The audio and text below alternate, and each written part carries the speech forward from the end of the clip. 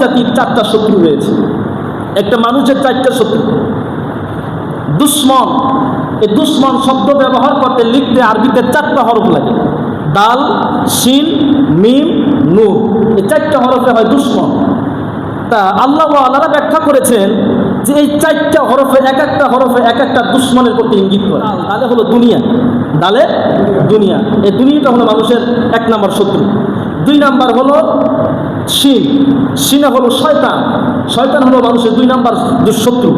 3 নম্বর হলো মিম, মিমে হলো মাখলুক, মাখলুক হলো মানুষের 3 নম্বর শত্রু। 4 নম্বর হলো নুন, নুনে হলো নাফস, এই নাফস হলো মানুষের 4 নম্বর শত্রু। এই 4টা শত্রু একটা মানুষের প্রধানত 4টা শত্রু, সে 4টা শত্রু হলে 4 মাখলুক, নাফস, এই 4টা জিনিস মানুষের সব থেকে বড় দুশ্মন।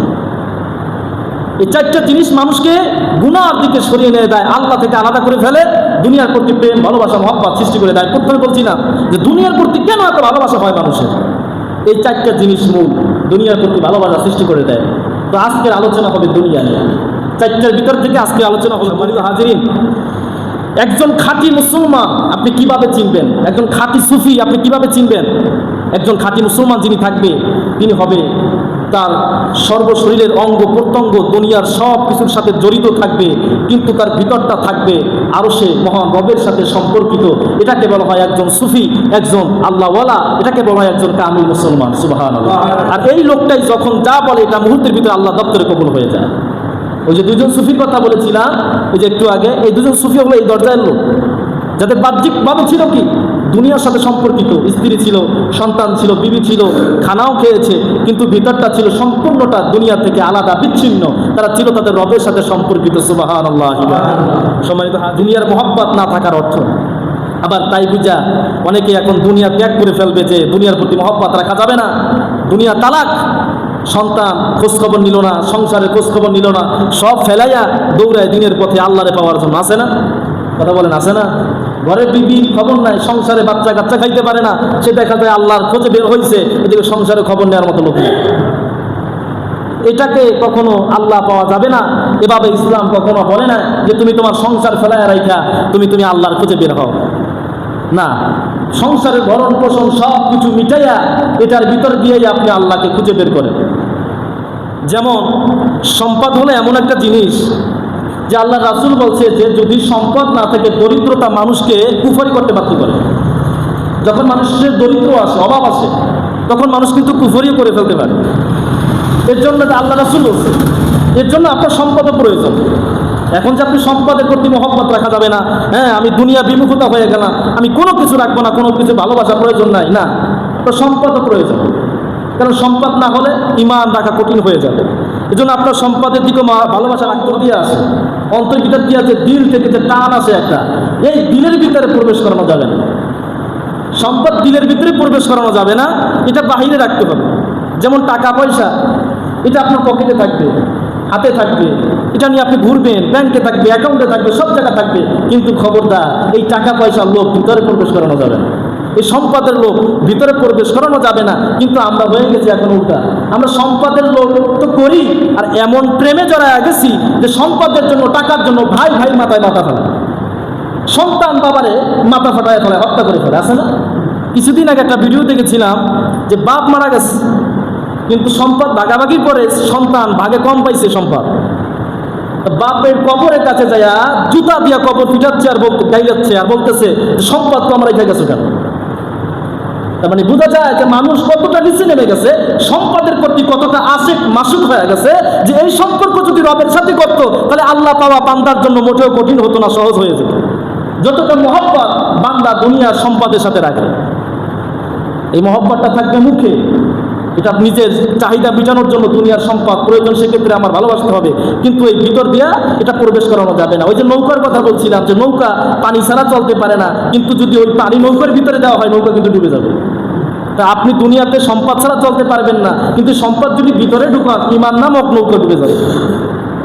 সাবধান, সম্পদ সম্পদের জায়গায় থাকবে, এটা এখন আছে এখন চলে যাবে, এটা আসছে চলে যাবে। আল্লাহ রাসূল বলছে শোনো সাবধান, দুনিয়াটা কিন্তু অস্থায়ী, আখিরাতটা কিন্তু স্থায়ী। এটা হলো একটা মৃত্যু জন্তু, একটা মৃত্যু পশু যখন মরে থাকে, এটা যখন পড়ে থাকে এটার খোঁজে কোনো মানুষ যায় না, যায় নাকি? নদীর পারে আপনার পুকুর পাড়ে, খাল পাড়ে যদি কোনো মরা কোনো পশু প্রাণী পড়ে থাকে, এটার খোঁজে কোনো মানুষ যাবে নাকি? যাবে কি? কুকুর কি যাবে? কুকুর। যেন আল্লাহ রাসূল বলছে দুনিয়াটা হলো মৃত জন্তু, আর এই দুনিয়ার পিছে যারা দুনিয়া দুনিয়া করে যারা জীবন ব্যয় করে দিয়েছে, হায়াত দুনিয়া অন্বেষণ করতেছে, এরা হলো কুকুরের মতো। কিসের মতো? কুকুরের মতো। ভিতরে থাকতো তাহলে জায়গা জমি নিয়ে ভাই ভাই ভিতরে দ্বন্দ্ব থাকতো না, সন্তান বাপের ভিতরে দ্বন্দ্ব থাকতো না, ভাই বোনের ভিতরে দ্বন্দ্ব থাকতো না, যে দুনিয়ার সম্পদ আজ আছে কাল নাই, কিন্তু আমি তো থাকবো না। এই দুনিয়া তো চিরস্থায়ী নয়, দুনিয়াও থাকবে না। অর্থাৎ এটা নিয়ে কিসের আমার এত টাকাবাড়ি, কিসের এত মারামারি কাটাকাটি, এটা আজ আছে কাল নাই। অর্থাৎ দুনিয়াটাও ক্ষণস্থায়ী, আখিরাতটা হলো স্থায়ী। আল্লাহ তাআলা দুনিয়ার প্রতি মহব্বত অন্তরের ভিতর নিতে নিষেধ করেছেন, তা আমি কিসের জন্য মহব্বত রাখবো? এই বুঝগুলো আল্লাহ তাআলা আমাদের সকলকে দান করুক, বলেন আমিন।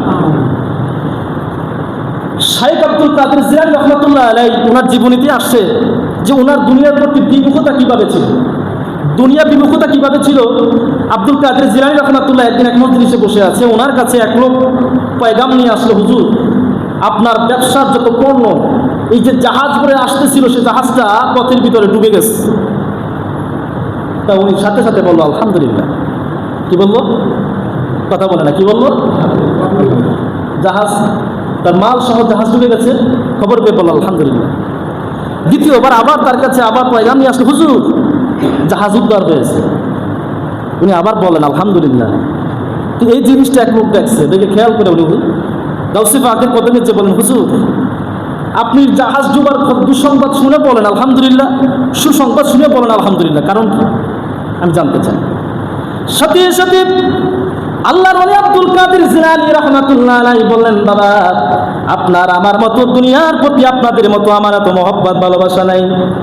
যখন আপনি পয়গাম নিয়ে আসলো, আমাকে সংবাদ দিল হুজুর জাহাজ ডুবে গিয়েছে, মাল বোঝাই জাহাজ ডুবে গেছে, ব্যবসায় ক্ষতি হয়ে যাবে হুজুর।